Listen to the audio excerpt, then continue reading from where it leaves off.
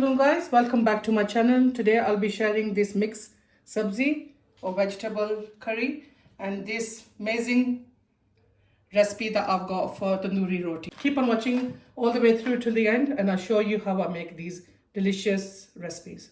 I'm going to make the mixed sabzi now. To the pan I've added 1/3 cup of oil and to that I've finely sliced one medium onion. I'm going to add that. We don't need to brown the onion too much, just lightly golden brown, and then we'll add the garlic ginger paste. The onions are ready now. I'm going to add the garlic ginger paste.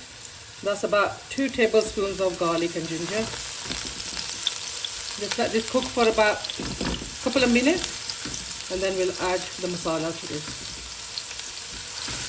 The spices guys is just simple. I've got some chili powder, turmeric, there's ground cumin, and I've got some crushed up coriander seeds, salt, and this is Kashmiri red chili powder. All the measurements will be in the description box as usual. Garlic and ginger is cooked now. I'm going to add the spices to this. Give it a good stir, and I'm going to add a splash of water to this so the spices don't burn. Splash of water in this. Give it a good stir. Add the rest. We're going to cook the spices for about a couple of minutes and then add the gobi. I'm going to add 2 green chilies that are chopped and 2 whole green chilies that go in there. And I'm not adding fresh tomatoes. I'm going to add tomato puree, which I prefer in sabzi. Just give it a good couple of squeezes and then give it a mix. You don't need to cook the tomato puree for too much because obviously it's concentrated tomatoes and there's no liquid in there. Just going to cook it for a minute or so and then that'll be ready to add the cauliflower.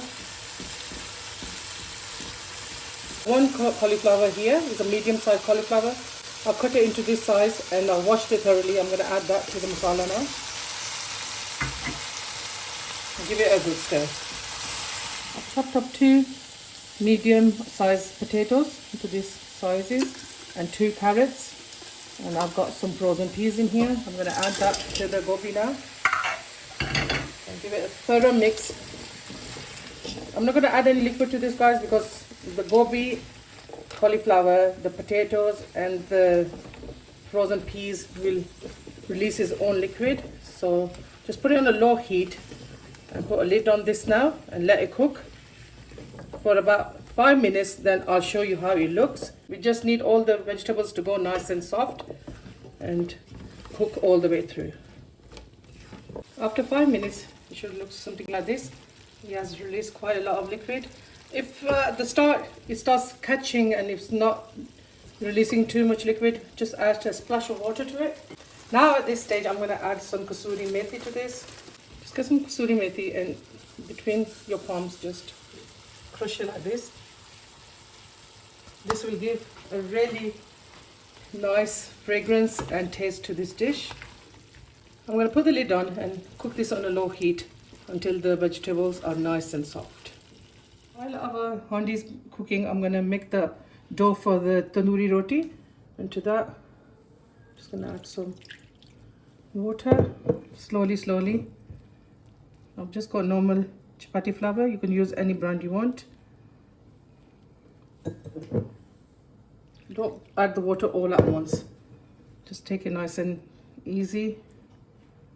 I'm adding a bit more water to this. As you can see, we got quite a lot of dry flour. Just bring it all together into a dough ball. We're looking for a nice, smooth dough. That's not too hard and not too thin.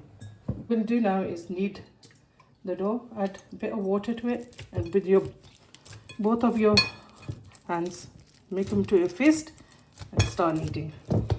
The more you knead, the better the results of the chapati are. I've kneaded the dough for about 5 minutes. It's still not ready, as you can see. What I'm going to do now is just put a bit of water on top like this with my hand and cover it and leave it for about 10 minutes to rest, and then I'll show you what we do next. Let's check if the vegetables are cooked. Just get a knife. Just check. These are nicely soft and the water has almost dried up. I'm just going to put it on a high heat now. I'm going to add a few more ingredients. Some freshly cut coriander that I washed thoroughly. Add some of that in there. I'm also going to add a teaspoon of fresh garam masala that I make myself. I've got a recipe on my channel if you want to have a look. And just give it a good stir, and I'm going to switch this off now, and we're going to make the tandoori roti to go with this. Check the dough now. As you can see, it's rested nicely and nice and soft. I'm just going to add a bit more water to my hand and just gently knead it for a minute or so, and then it's ready.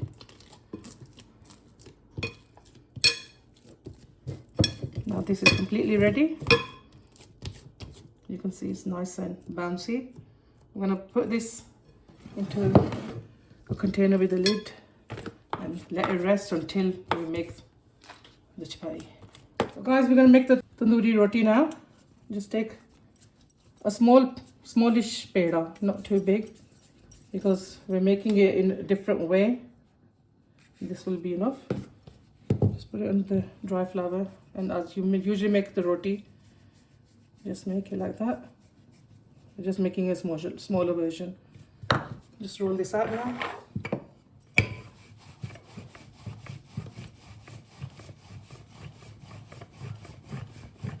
I've got a silver handi here.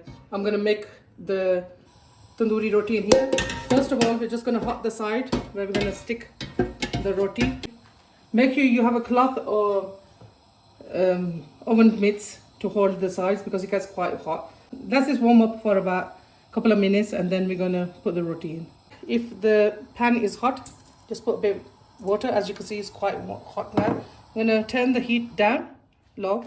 Turn the pan straight like that. Pick your chapati up and just lightly make it a bit bigger. As you can see, the side of it is not too big, so we don't want to make a massive roti that will just hang out and burn. Just put water on the side that is going to stick to the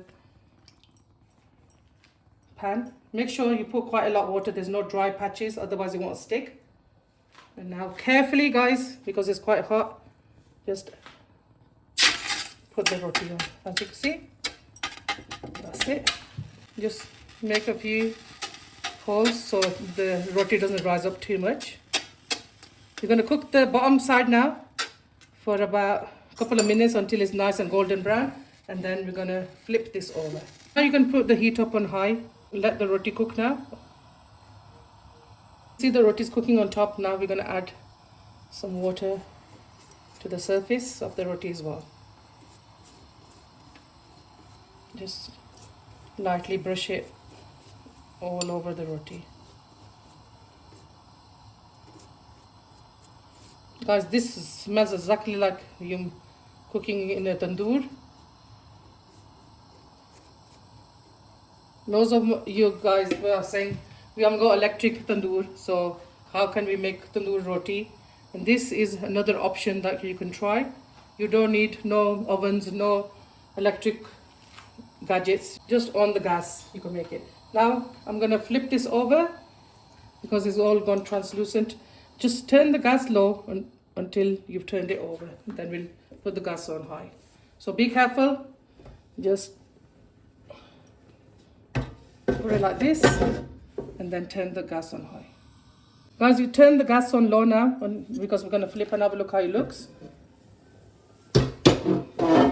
Wow, that looks great. As you can see, it's getting nice and brown. We're going to still cook it for another couple of minutes and then it'll be ready. Guys, this is ready now. I'm going to just take it off the pan.